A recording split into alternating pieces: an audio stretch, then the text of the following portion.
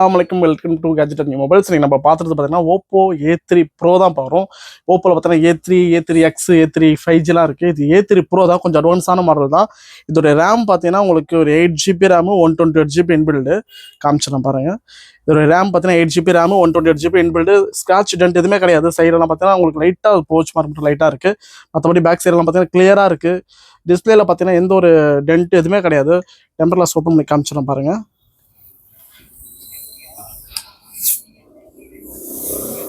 டிஸ்பிளேலாம் ரொம்ப ஸ்மூத்தாக யூஸ் பண்ணிருக்காங்க போல், எந்த ஒரு ஸ்க்ராட்ச் டென்ட் இல்லாமல் வச்சுருக்காங்க.